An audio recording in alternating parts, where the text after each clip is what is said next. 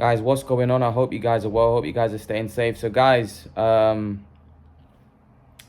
got a few videos that I've got pre-recorded that I'm going to upload hopefully tomorrow. I'm going to interview some more of you as well.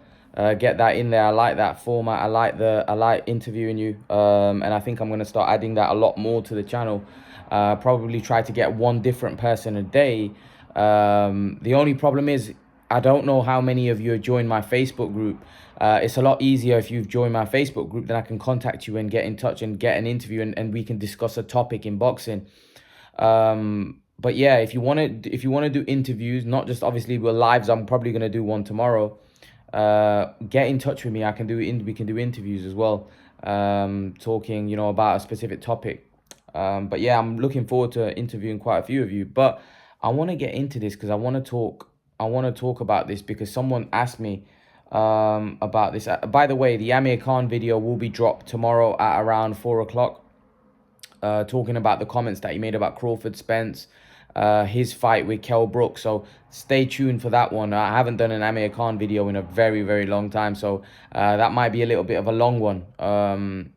Who knows? I'll try to see if I can get Salman in there as well.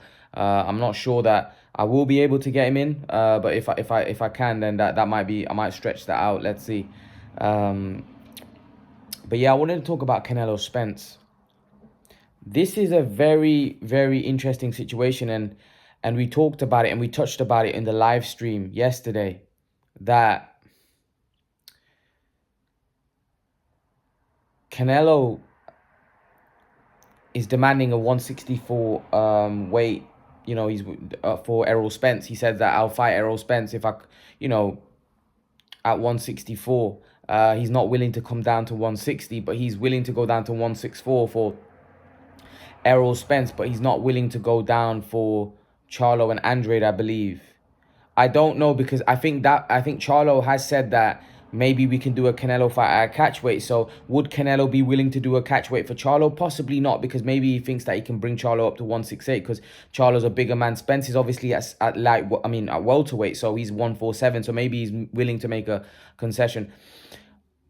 I personally think that would be a crazy move from Errol Spence, and I like Errol Spence. And Stephen said in the live stream yesterday that he feels that Errol Spence is a killer. I agree with that. Errol Spence is a monster. There's no doubt about it. Stephen's right.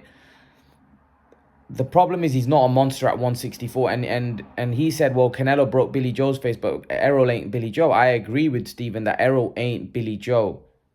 Pound for pound, he's a much better fighter. He's got better skills. He's active. He's more dedicated. However, there's weight classes for a reason, and I don't care who you are. And Errol Spence might be a monster. That doesn't mean he can go up to light heavyweight and beat Beterbiev, or go to light heavy, or go to cruiserweight and beat the cruiserweight champions. There's a limit, and for me, Errol Spence's limit is 160. I don't believe he can.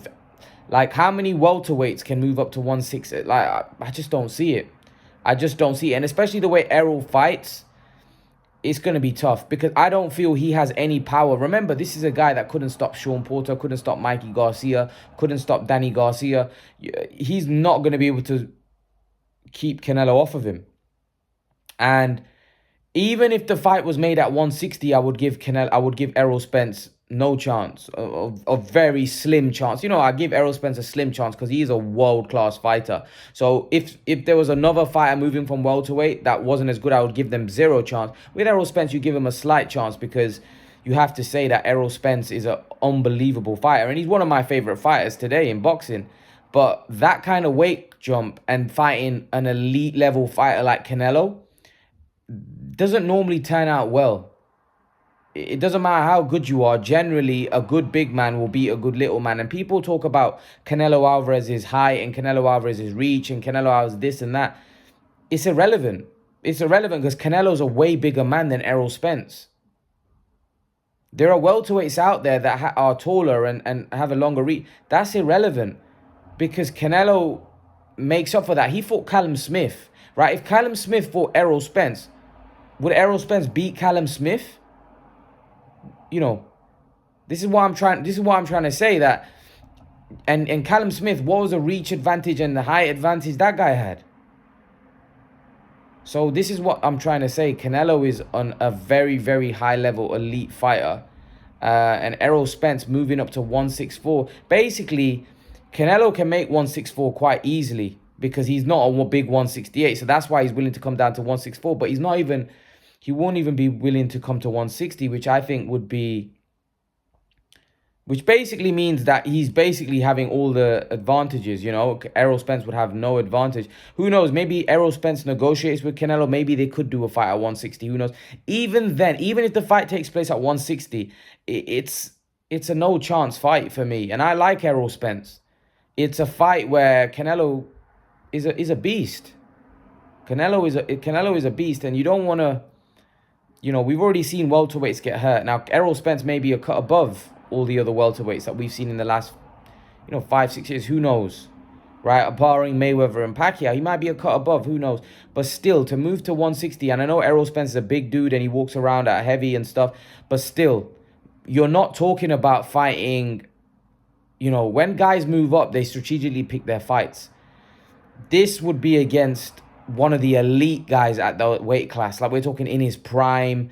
That would be, for me, not a winnable fight, because you're fighting somebody way bigger than you, and you're fighting somebody that's in his prime, elite. Like, fair enough, when you got guys like when Sugar Ray fought Hagler was coming towards the end, he was past it a little, right?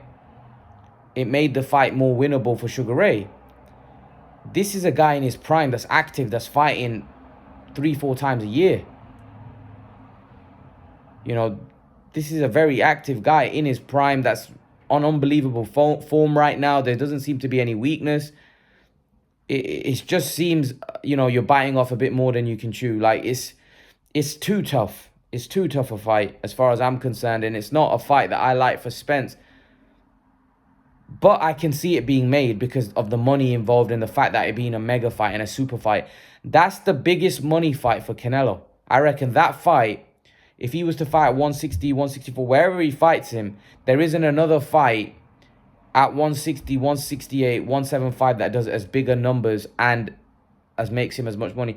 Probably Golovkin. I'm not even sure if Golovkin does those numbers anymore. So personally, I think Canelo Alvarez is a win-win because he'll make a lot of money in a fight that wouldn't be that high risk.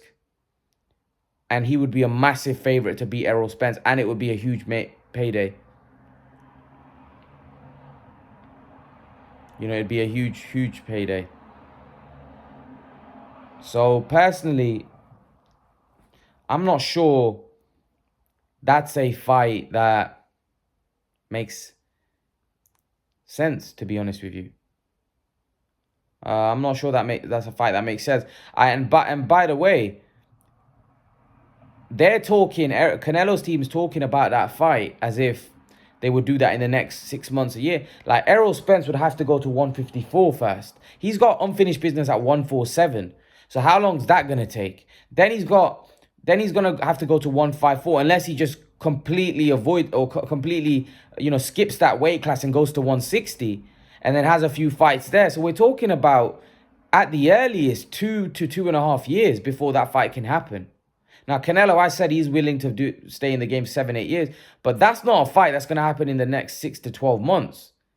Unless Errol Spence just jumps up and takes the fight, jumps up huge weight to take the fight. Just imagine if he was to jump from 147 to 164, that's a 17-pound weight jump. That's more than 2 weight classes. 2.5, you can say it's almost 2.5 weight class jump. So, to be honest with you, that's not a realistic fight anytime soon. Because I don't believe Errol Spence would just jump up to 164. And he's clearly stated that he'd fight Canelo at 160. So, I know a lot of people are talking about the Canelo Spence fight, and it is a super fight. It is a huge fight. But no means, this would be a humongous fight between Canelo and Spence. It'd be a monster fight. The only problem is that Spence and his team obviously need to plan their move carefully, because what Kell Brook did to jump up, or what Amir Khan did to jump up and fight Canelo, for me that would be it doesn't normally work out well It normally doesn't work out well. And you look at in those two cases, both their careers, for me, went down after that. So Amir Khan fought Canelo when he got knocked out, and that was probably Amir Khan finished at world level. Kell Brook, he lost to Golovkin, got his eye socket broke, and that was the end of Kell Brook at world level. I know he fought Errol Spence in the next fight, and he did okay, but he ended up getting knocked out or stopped in that fight. So that was the end of Kell Brook. So this is what I'm trying to point out, and this is what I'm trying to say, that usually those type of weight jumps don't really end well for the smaller fighter. Especially when you've got a guy in their prime. Usually when you see these kind of weight jumps and it's not a guy past it, like when Pacquiao fought De La Hoya, that was De La Hoya towards the end. It's normally a guy that's not in his prime, that's faded, and that's how they're successful. I can't remember, and maybe you guys might be able to give an example of a guy that was in their prime and they moved up 13 to 17 pounds and were able to beat. Like, it's very, very difficult to do. You know, there's weight classes for a reason, and that would be a huge jump. So I don't think, personally, I can't see Errol Spence moving to 164 anytime soon. Who knows? In the future, maybe that fight happens at 164, but maybe that's in 3-4 years' time.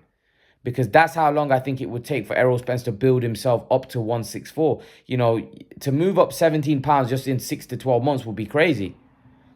Because like I said, firstly, he's talking about going to 154. So he definitely has the ambition of going to 154. Then, you know, gradually, if he wins a few titles there, he may not look to become undisputed. He may just jump up to 160. You know, and that could happen in the next 2 or 3 years for sure. If he becomes active, that is. The way some of these guys fight once or twice a year, he's not gonna be able to have enough fights, you know, to build himself. He's going to have to, if he wants to have the ambition of fighting Canelo and wants to do it properly, he may have to start fighting 3 times a year in order to build his way up to that fight in 3 years' time. But there's no way for me he should be moving up like in the next 6 to 12 months at 160 or 164 even. 164 or 160 for that matter, because to me the weight jump is too much. And I do feel Errol Spence will finish his career maybe at 160. Because he is a big guy and he probably struggles to make welterweight. But to do that just like that, like Kell Brook did it, it's not great. It doesn't matter how big a welterweight you are, because a big welterweight doesn't mean a big middleweight. A big welterweight is a very, very small middleweight. Even a small light middleweight. You know, those guys are light middleweight are way bigger than Spence. Way bigger than Spence. Jamel Charlo is huge. You know, Jarrett Hurd, for example, he's massive. You know, Tony Harrison, he's a monster. All of these guys are huge at 154. So imagine how big middleweights are. It's not about height and reach. It's not always about that. It's about mass. It's about general, just size. Like Jamal Charlo, for example, went up from 154. Jamal Charlo is huge. As Makai pointed out yesterday, that he feels he's a huge middleweight. And he was at 154. This is what I'm saying. And I've seen Jamal Charlo, like, looking at him on camera. That guy has got huge arms, huge shoulders. The guy's like a bodybuilder. He's massive.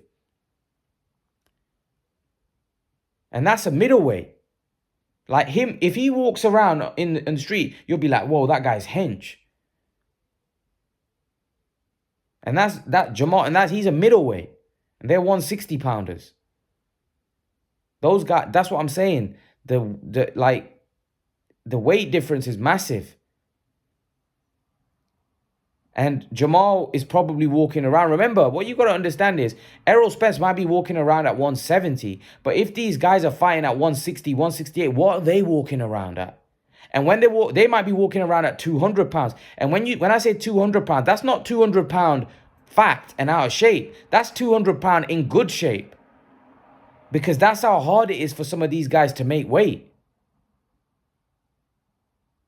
At 160, these guys are big middleweights. It's hard for them to make weight. They're walking around at a very heavy because it's not natural for them to to be walking around at 160. They're walking around at if they were at 160, they'd have probably like 6% body fat or 7% body fat, something ridiculous like that. And we all know walking around at 6% body fat, that's not exactly healthy.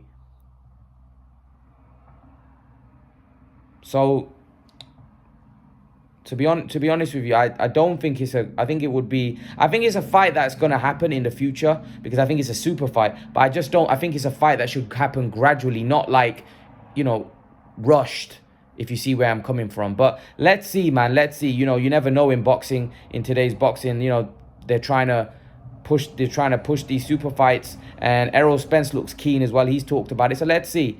Leave your thoughts. Let me know what you think. Let me know what you think in the comment section below, guys. And I'll be also recording an Anita Donaire and Casemiro video talking about that fight and the fact that it looks like that's been cancelled. So that's going to be the next video after this. Leave your thoughts, guys. Let me know what you think. And guys, remember to please like, share, and subscribe to my channel. I'll see you guys in the next video. Peace.